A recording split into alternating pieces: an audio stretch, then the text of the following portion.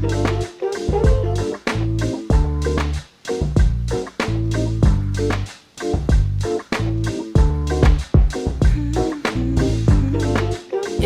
yeah, yeah, yeah, yeah, yeah, yeah, yeah. I run my fingers through her hair as she smiles and says that she loves me. Isn't it lovely when the one you lusting is the one you're loving? Might have been yesterday, who was talking about, personal responsibility. It sounded like personal responsibility. And I even mentioned that he sounded a lot like Kevin Hart, even though I didn't play the Kevin Hart clip. I'll do it tomorrow because it's Thrive Thursday. Kevin Hart was talking about poor people and their responsibility. I feel as though we have these anecdotes, right, that are rooted in our truth, right? Because we all live in a neighborhood where we see certain things. If you live in certain hoods or you've been to certain hoods, like if you got to go to certain hoods to get your hair care products or what have you, get your hair done, your barbershop, you're going to see, liquor store. This is what Kevin Hart was saying. There's a liquor store and a church and there's this and there's that and check cashing place and blah, blah, blah. And those things are there.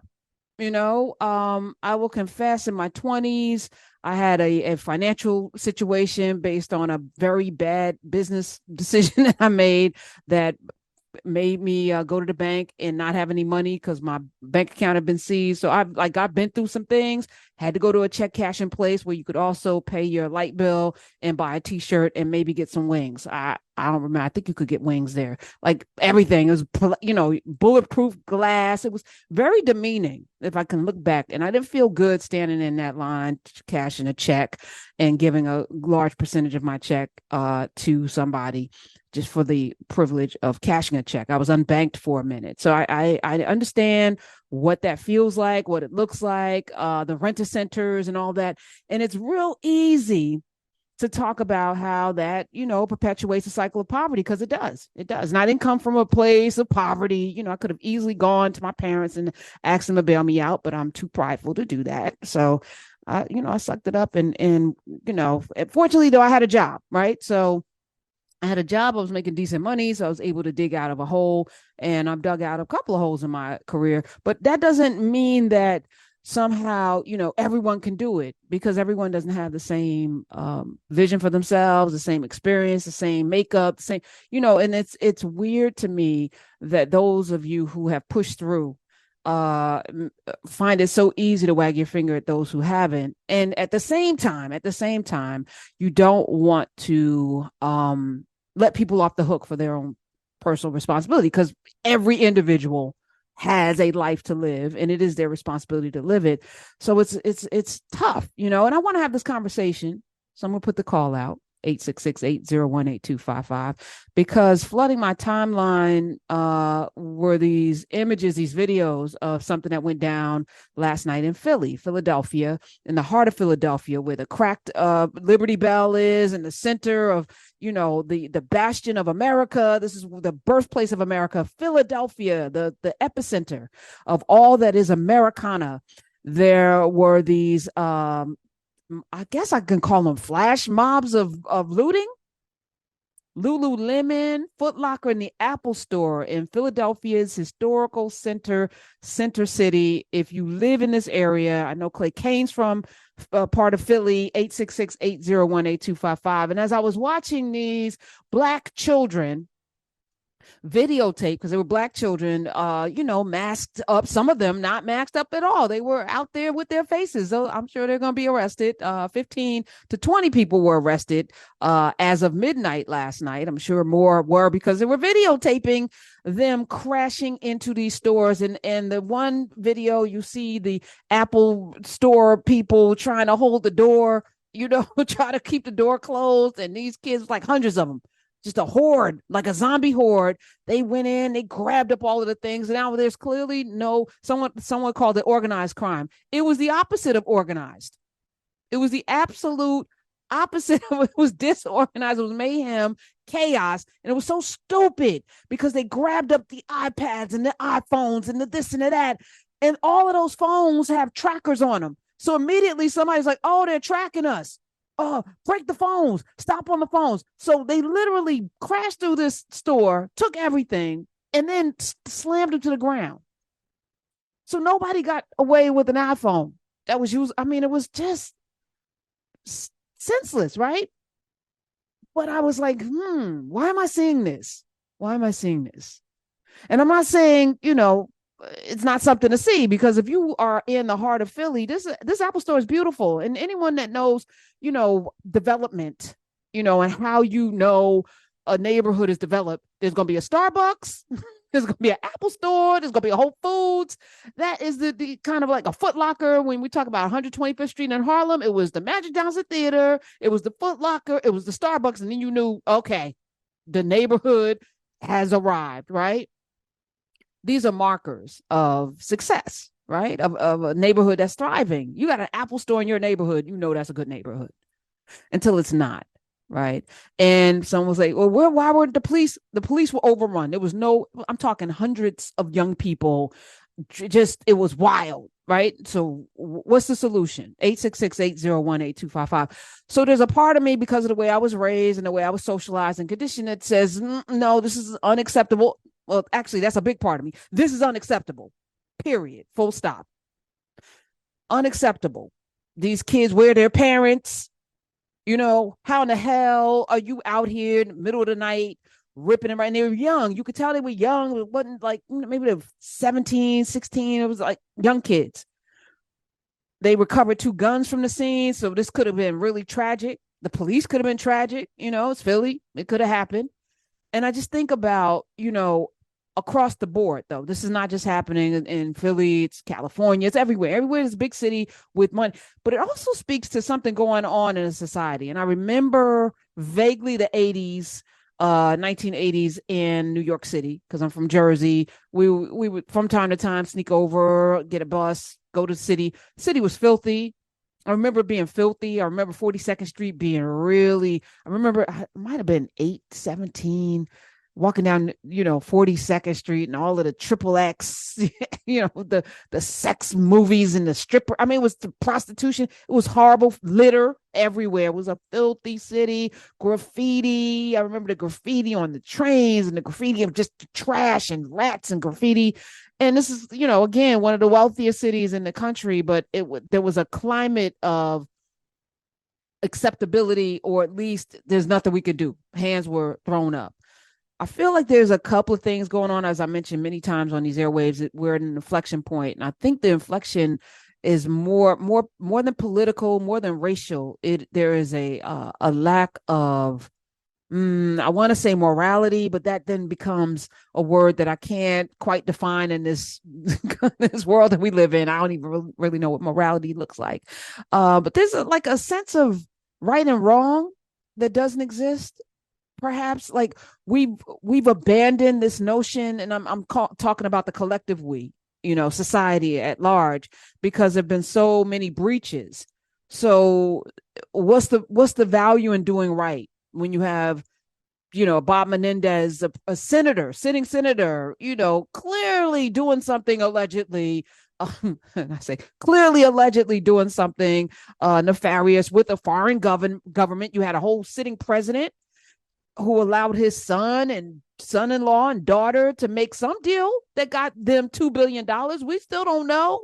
We don't know what that deal was, but we know Jared Kushner got $2 billion from the Saudis. We don't know why. While the president of the United States was sitting in office, we know that he took classified documents. We know that he was doing something with the Russians. I'm not sure what. I don't know what exchanges happened with China. I don't know. He's been indicted several times, but this man was president of the United States with the nuclear codes, right? So you say, okay, well, he seems to be getting away with things. So who am I to follow the rules? The rules are for certain people, but I feel like we all know, even little kids know right from wrong. Stealing is always going to be wrong, I think. And there should be like a zero tolerance, but I don't really quite know what to do about it. So I want to have a conversation. At the exact same time, we must ask ourselves, why are we seeing this? Crime happens everywhere. We don't ever talk about Anchorage, Alaska, one of the most dangerous cities in the United States of America. We never talk about Anchorage, Alaska. Why don't we talk about Anchorage, Alaska? But I always hear about Chicago. Never hear about Anchorage, Alaska. unless we bring it up here on Urban View. So we should bring it up more frequently, and we should dig deeper into what is the crime there is one of the most dangerous cities in the United States of America, Anchorage, Alaska. Let's keep talking about it. Because clearly those people there get to go about their lives every day and not be demonized.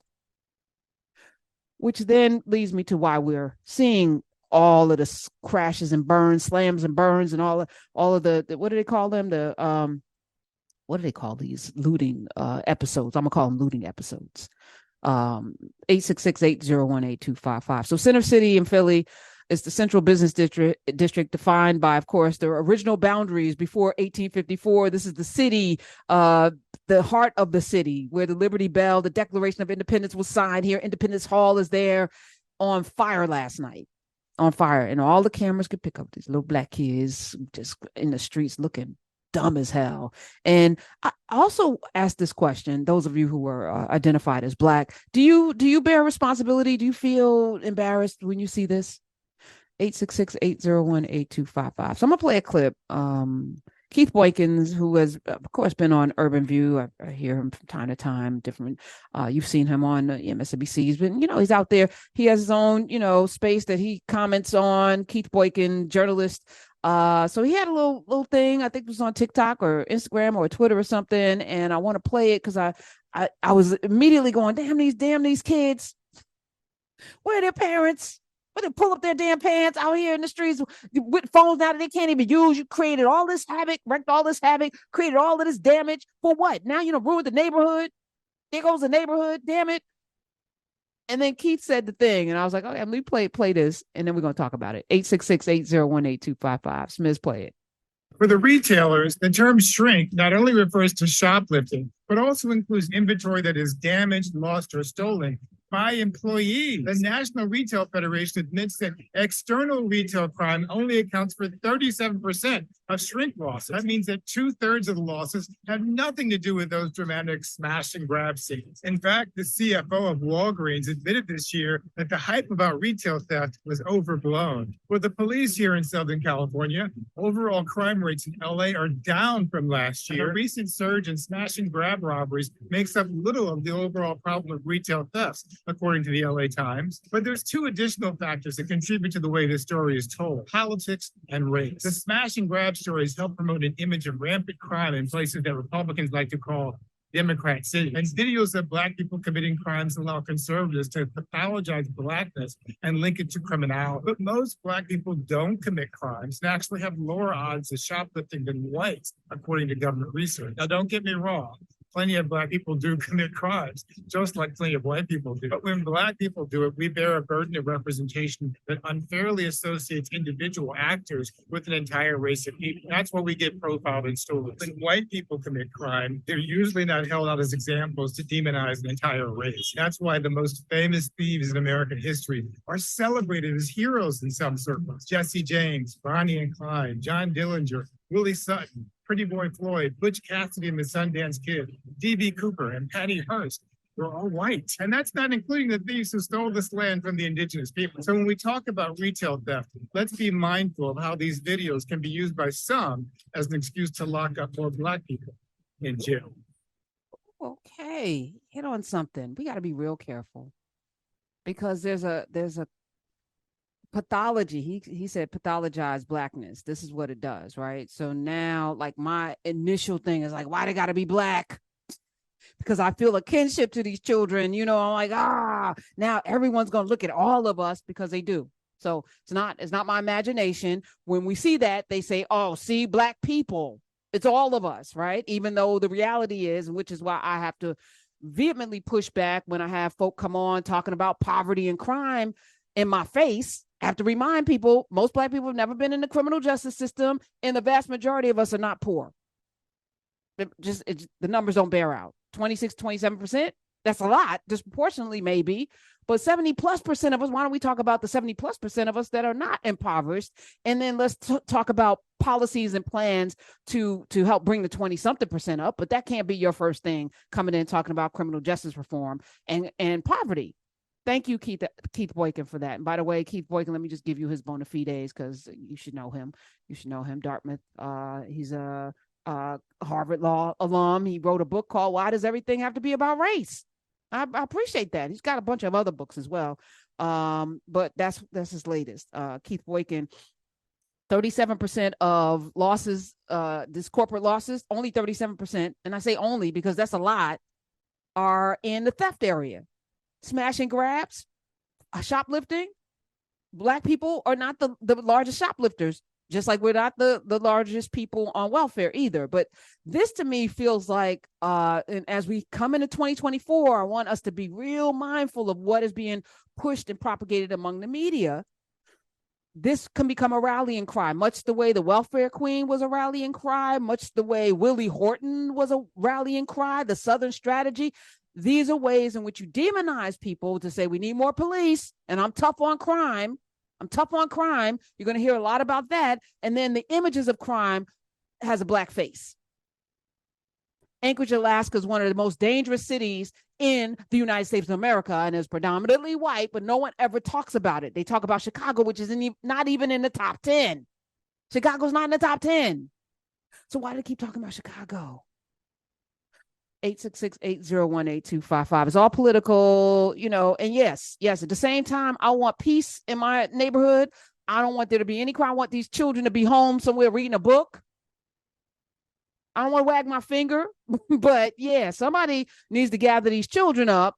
And at the same time, I was also saying that there's a lack of parenting and leadership in our community. Because there was a time, my mother talks about it, and I don't want to sound like, when I was young, milk cost 10 cents, gas was 5 cents. I don't want to be that person. However, there was a cultural responsibility that we had to one another. My mother often talked about coming home from school in Augusta, Georgia, acting out. The neighbor could give her a beating, a spanking before her mama got home. And then she got another spanking because how dare you embarrass me in the neighborhood? That ain't going to happen. But we all had responsibility to each other's children. Where is so-and-so? What are you doing? Yes, Miss So-and-so. Like, I don't even let customer service people call me Karen. I don't know you. You're going to call me Miss Hunter. I don't care if I'm 20 or 18. If I'm on here and you are serving me, you're going to call me Miss Hunter. You're going to give me my respect. And I feel like even that, there are no boundaries. These kids are just out there just, woo. These particular kids, not your kids. These particular kids. But those are our kids too. So I do feel a kinship. I do feel a responsibility.